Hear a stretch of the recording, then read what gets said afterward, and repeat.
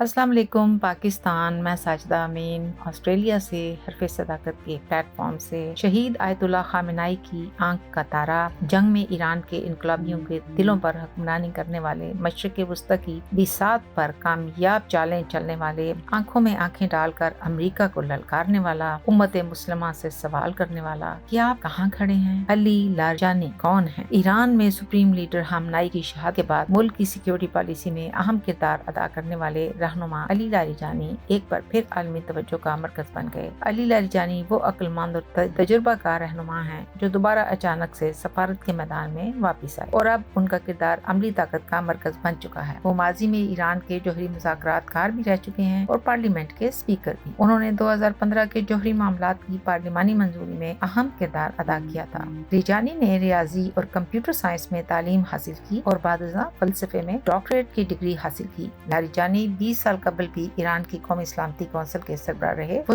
पासदाराने इनकलाब इस्लामी के साबिक भी हैं। अली लारिजानी इस वक्त नेशनल सिक्योरिटी काउंसिल के सेक्रेटरी हैं और अमेरिका और इसराइल के खिलाफ सख्त बयानात दे रहे हैं। हालिया अमेरिकी इसराइली हमलों के बाद उन्होंने कहा, ईरान अमेरिका और सेहूनी हुकूमत को ऐसा सबक सिखाएगा जो याद रखा जाएगा। अली लारिजानी ने मुस्लिम ममालिक के नाम खुला खत लिखा है और सवाल किया है कि आप अमेरिका और इसराइल के साथ हैं या ईरान और मुज़ाहमतकारों के साथ हैं। चंद नादिर मौके के अलावा कोई इस्लामी मुल्क ईरानी अवाम के साथ खड़ा नहीं हुआ। क्या कुछ इस्लामी हुकूमतों का रवैया इस बात के खिलाफ नहीं है जो नबी करीम सल्लल्लाहु अलैहि वसल्लम ने फरमाया, जो शख्स मुसलमान से मदद की पुकार सुने और जवाब ना दे वो मुसलमान नहीं। आज के लिए इतना ही। खुश रहिए, आबाद रहिए। पाकिस्तान जिंदाबाद।